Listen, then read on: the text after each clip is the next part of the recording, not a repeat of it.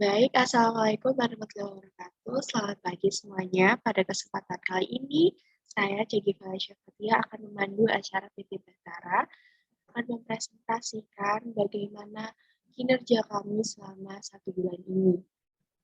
Sebelumnya, saya persilahkan untuk Saudara Avanda memperkenalkan jajarannya terlebih dahulu.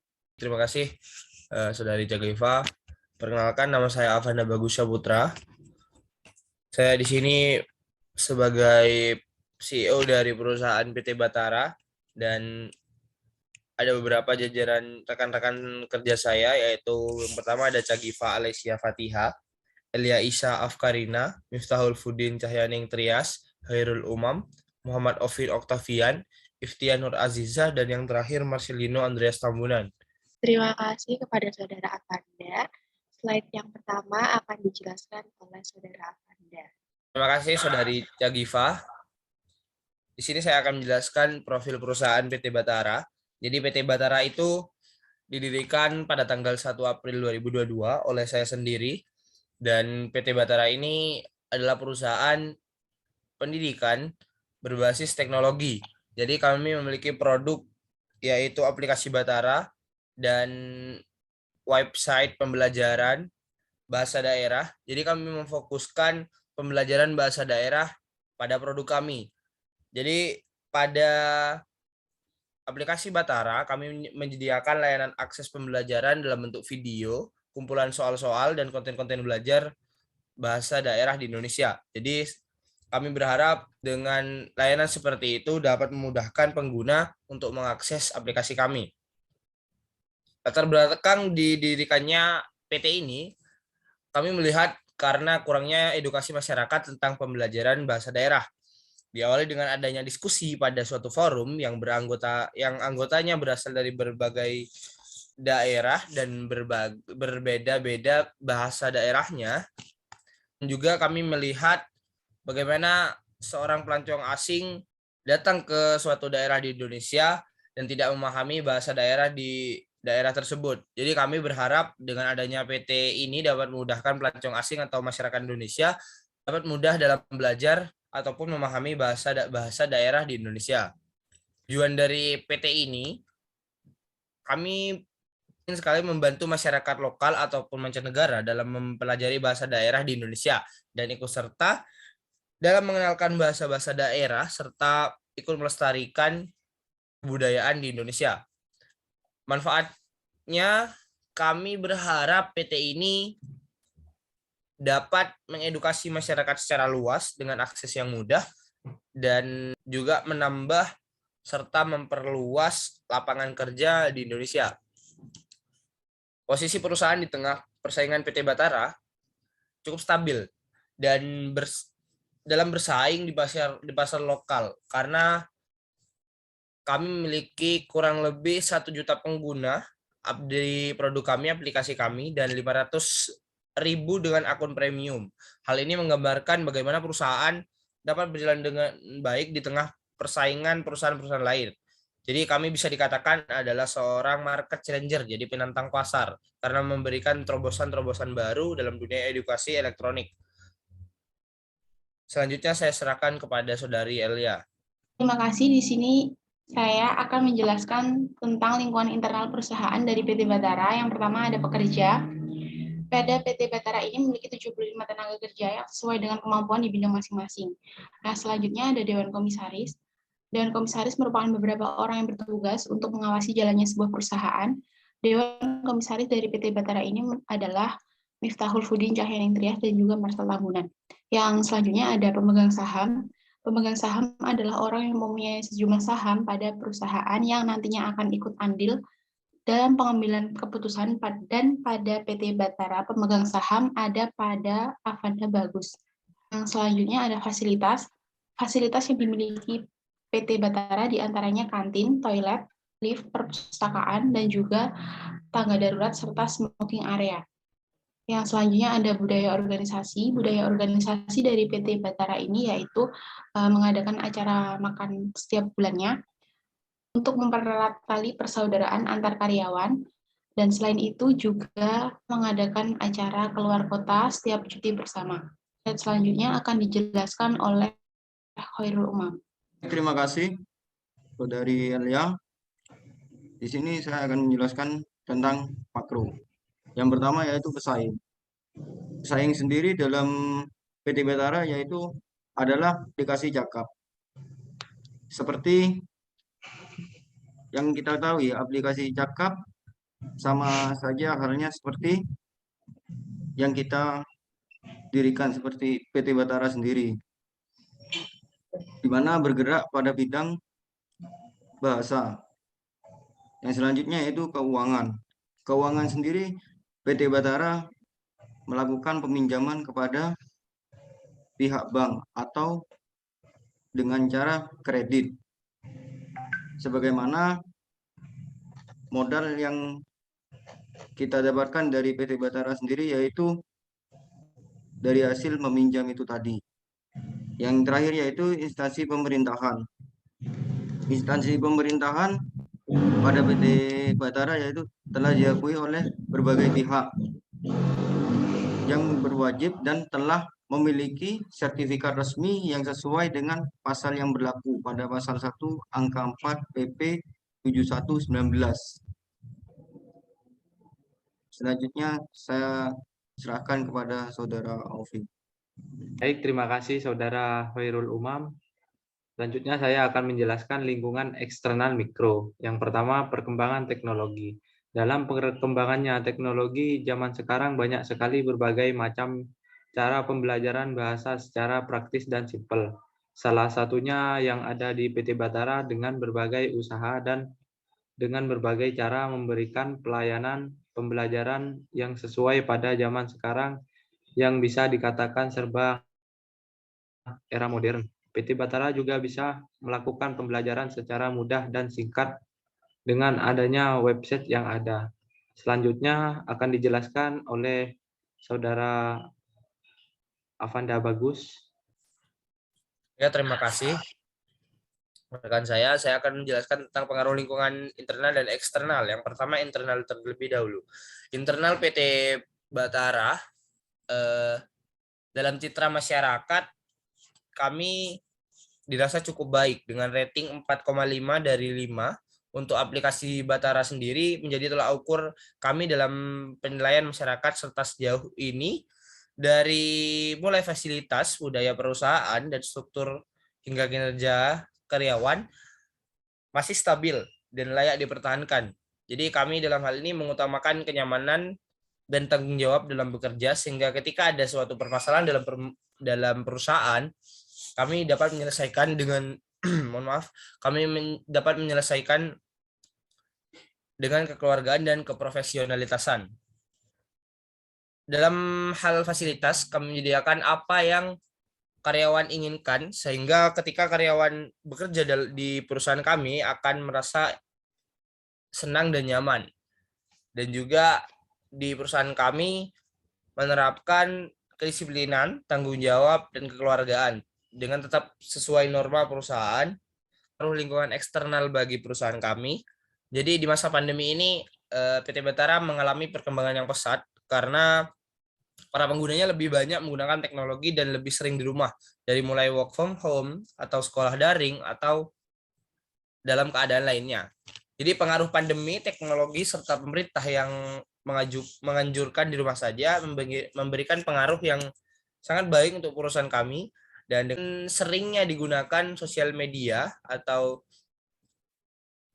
contohnya seperti TikTok, Instagram, YouTube, dan lain-lainnya yang lebih banyak digunakan pada saat pandemi, itu memudahkan kami untuk mempromosikan produk kami, yaitu aplikasi kami. Tetapi tidak sedikit juga perusahaan-perusahaan lain melakukan promosi secara besar-besaran melalui platform digital dan menjadikan hal ini salah satu ancaman bagi perusahaan kami. Saya lanjutkan kepada rekan saya. Terima kasih Avanda. Di sini saya akan menjelaskan CSR dan etika PT Batara. Yang pertama adalah program beasiswa. Kami akan memberikan beasiswa bagi siswa-siswi yang berprestasi dan siswa-siswi yang memiliki perilaku yang baik dan sopan santun dan etika yang baik. Yang kedua, program memberikan bantuan yayasan.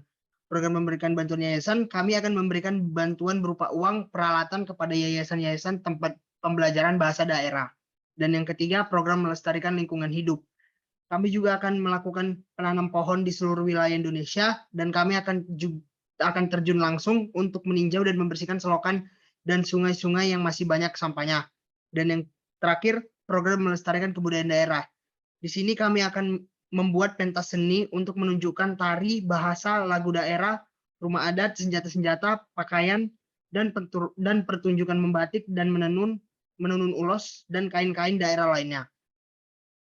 Etika PT Batara. Yang pertama, melaksanakan tugas dengan wewenang. Yang kedua, menjaga rahasia perusahaan. Yang ketiga, melaksanakan setiap kebijakan yang ditetapkan atasan. Yang keempat, meningkatkan etos kerja dan meningkatkan kinerja perusahaan. Dan yang terakhir, patuh dan taat terhadap standar operasional dan tata kerja. Visi dan misi. Seperti yang kita lihat, visi dan misi dari perusahaan kami adalah yang pertama, kami memiliki visi untuk mewujudkan seseorang dapat berinteraksi dan memahami bahasa di setiap daerah di Indonesia. Dan perusahaan kami juga memiliki misi, yang pertama menyediakan pembelajaran yang mudah diakses, yang kedua memberikan pembelajaran dalam bentuk video, dan yang terakhir mengadakan program bagi masyarakat untuk memahami berbagai bahasa daerah secara langsung atau tidak langsung. Terima kasih. Selanjutnya saya berikan kepada teman saya yang akan membacakannya. Baik, saya akan menjelaskan SWOT dari PT Batara. Yang pertama yaitu kekuatan dari PT Batara. Yang pertama, pesaingnya sedikit. Yang kedua, udah sesuai dengan standar internasional. Yang ketiga, user friendly. Yang keempat, dapat membayar dengan GoPay. Yang kelima, harga jasa premium yang terjangkau untuk berbagai kalangan. Yang keenam, menjadi perusahaan pertama dengan produk pembelajaran bahasa daerah. Yang ketujuh, memiliki 500.000 pengguna dalam kurun waktu 1 bulan. Yang terakhir, tidak ada batasan umur dalam penggunaannya.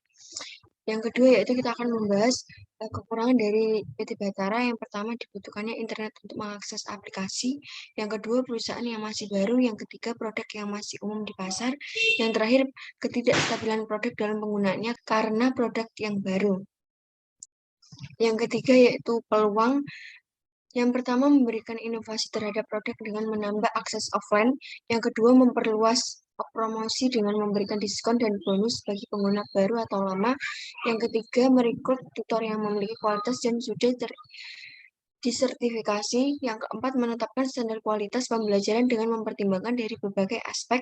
Yang terakhir, mengembangkan kembali aplikasi. Yang terakhir, kita akan membahas ancaman PT Batara. Yang pertama, keadaan pasar yang tidak stabil. Yang kedua, standar kualitas masih kurang dalam penerapannya. Yang terakhir, masih menggunakan sumber dan narasumber yang belum banyak dikenal. Selanjutnya kita akan membahas target pasar. Para pengguna aplikasi Batara tidak membatasi berapapun usia yang ingin belajar bahasa daerah dengan menggunakan aplikasi Batara. Dengan hal ini mempermudah masyarakat atau berbagai kalangan pun bisa belajar menggunakan aplikasi Batara tanpa memandang usia. Selanjutnya akan membahas survei dan data. Yang pertama, dari hasil 13 responden dapat dilihat bahwa disimpulkan bahwa bahasa daerah adalah bahasa yang diturunkan atau yang digunakan pada suatu daerah di wilayah tersebut. Yang kedua, dengan hasil survei di samping menyebutkan bahwa 13 responden rata-rata mengetahui bahasa Jawa, bahasa Sunda, dan bahasa Madura. Yang ketiga, total dari 13 responden, 84,6% memilih menggunakan bahasa daerah untuk sehari-hari, sedangkan 15,4% sisanya lebih memilih tidak untuk menggunakan bahasa daerah dalam sehari-hari. Yang keempat, 13 responden diantaranya 92,3% lebih memilih ingin belajar menggunakan bahasa daerah lain, dan 7,7% lainnya lebih memilih tidak ingin belajar menggunakan bahasa daerah lain. Yang kelima, mereka menilai bahwa aplikasi Batara sangat memudahkan untuk belajar bahasa daerah karena dilihat dari para responden, rata-rata lebih memilih menggunakan aplikasi Batara. Yang terakhir, dari data responden di atas menyimpulkan bahwa rata-rata memilih menggunakan aplikasi Batara untuk mempermudah belajar bahasa daerah. Selanjutnya akan dijelaskan oleh Saudari Cagiva. Baik, terima kasih Saudara Ita. Pada kesempatan kali ini saya akan menjelaskan mengenai strategi bisnis dari PT Batara. Seperti yang tadi sudah dijelaskan oleh Saudara Ita, PT Batara mempunyai opportunity, yaitu mengembangkan kembali aplikasi. Pada kesempatan kali ini, PT Batara akan lebih mengembangkan sistem aplikasi dengan memunculkan berbagai fitur yang sebelumnya tidak ada di website batara.com. Yang pertama adalah pembayaran atau BAPAI. Pada aplikasi Batara menyediakan fitur pembayaran. Pembayaran aplikasi Batara ini bisa melalui e-wallet dan transfer bank. Pembayaran dilakukan untuk mempermudah transaksi siapapun yang ingin mendapatkan akses premium dari aplikasi Batara. Yang kedua adalah kumpulan soal. Aplikasi Batara menyediakan fitur kumpulan soal untuk mengasah dan juga melatih kemampuan seseorang sampai mana dia dapat memahami bahasa yang dipelajari. Yang ketiga adalah video materi. Di era digital seperti ini, video materi menjadi salah satu alternatif yang paling banyak digemari oleh masyarakat. Karena video materi memberikan penjelasan yang sangat menarik. Hal ini menjadi peluang untuk PT Batara membuat video materi agar para penonton tidak bosan dan juga cepat untuk paham dengan penjelasan yang dijelaskan. Lalu yang keempat adalah webinar. Selain menyediakan fitur video materi, aplikasi Batara juga menyediakan kelas webinar yang diselenggarakan untuk menambahkan skill bahasa, public speaking, dan juga tanya jawab dalam pemateri webinar yang diisi oleh para pemateri terbaik dari PT Batara. Yang kelima adalah tanya soal. Fitur tanya soal ini menyediakan layanan untuk para pengguna aplikasi Batara jika ingin menanyakan pembahasan atau bahasa yang ingin ditanyakan melalui customer service. Hal ini dapat membantu meringankan para pengguna untuk mendapatkan informasi atau layanan yang lebih dari aplikasi Batara ini. Yang keenam adalah translate. Selain menyediakan fitur tanya soal, aplikasi Batara juga menyediakan fitur translate di mana jika para pengguna ingin berkomunikasi dengan orang lain atau belum paham mengenai bahasa yang dia sedang pelajari, para pengguna dapat menggunakan fitur translate. Selanjutnya adalah aplikasi dari PT Batara. Sebelumnya PT Batara mempunyai website yaitu batara.com, tetapi belum mempunyai fitur yang cukup lengkap. Akhirnya kita ingin mengembangkan kembali strategi bisnis karena kita mempunyai peluang, kita membuat aplikasi Batara di fitur HP. Baik, ini merupakan layout dari aplikasi Batara. Yang pertama ada BAPAI. BAPAI di sini dapat menggunakan QR code. Lalu ada kumpulan soal, video materi, tanya soal, dan webinar. Dan ini Today Webinar merupakan webinar yang hari itu juga sedang dilaksanakan. Lalu ada kumpulan soal. Kumpulan soal ini terdiri dari kumpulan soal umum dan kumpulan soal premium. Lalu di sini ada grafik dan laporan. Di sini para pengguna dapat melihat nilai yang mereka sudah kerjakan di kumpulan soal. Baik, selanjutnya akan saya serahkan kepada Saudara Elia. Baik, terima kasih Cak Giva. Selanjutnya ada struktur PT Batara. Dalam PT Batara yang pertama ada top management yang terdiri dari Board of Commissioner sebagai pengawas jalannya aktivitas dalam PT Batara yang terdiri dari Miftahul Fudin Cahyaning Triah dan juga Marcelino Tambunan. Yang selanjutnya ada CEO, merupakan jabatan tertinggi dalam perusahaan dan seseorang yang mempunyai tanggung jawab akan perusahaan yang dipegangnya. CEO dari perusahaan kami adalah Saudara Avanda Bagus Syahputra. Di bawah CEO ada middle management terdiri dari project manager, merupakan jabatan yang bertanggung jawab pada aplikasi dan desain PT Batara yang dipimpin oleh Cagiva Alessia Fatihah. Ada finance and accounting manager, bertanggung jawab dan bertugas untuk mengelola keuangan yang ada pada PT Batara, dipimpin oleh Iftiah Nur Azizah. Ada HRD, bertugas untuk mengelola sumber daya manusia dalam PT Batara. HRD-nya yaitu saya sendiri, Elia Syafkarina. Yang selanjutnya ada marketing manager, bertugas menyusun strategi agar layanan PT Batara dapat memiliki banyak peminat dan penggunanya mendapat kepuasan saat menggunakan aplikasi Batara, dan dipimpin oleh Ovi, tanggung jawab untuk merekrut karyawan yang memiliki standar kredibilitas, dipimpin oleh Khairul Umam. Middle management ada lower management terdiri dari desainer, programmer, finance, accounting, recruitment staff, HR staff, marketing plan, promotion, operational staff, dan juga teacher. Selanjutnya ada departementalisasi. Dalam PT Batara mempunyai 5 departemen, di antaranya project department PT Batara sendiri juga terdapat desainer serta programmer yang bertugas untuk mendesain fitur dalam aplikasi Batara agar menarik pengguna serta banyak diminati. Dengan begitu, rencana dari Project Department ini dapat tercapai. Yang selanjutnya ada Operational Department, merupakan departemen dalam PT Batara yang berfungsi untuk melakukan pengkajian bahasa Nusantara serta melakukan standarisasi bahasa yang ada pada aplikasi Batara. Yang selanjutnya ada Marketing Department, berfungsi untuk mengenalkan produk, baik produk berupa barang, jasa, dan layanan edukasi seperti aplikasi Batara kepada konsumen. Selanjutnya ada Finance and Accounting Department. Dalam sebuah perusahaan seperti PT Batara Education juga memiliki sebuah departemen keuangan yang mengetahui alur keuangan dalam perusahaan dan juga berfungsi sebagai pengatur serta pengelola keuangan agar keuangan dalam perusahaan jelas serta transparan. Selanjutnya ada HRD, berfungsi sebagai pengelola sumber daya manusia dalam perusahaan. Untuk slide selanjutnya akan dijelaskan oleh Iftiah Nur Aziza. Terima kasih. Terima kasih untuk kesempatannya, Saudari Elia. Baiklah, saya di sini akan menjelaskan tentang kebijakan keuangan dari PT Batara.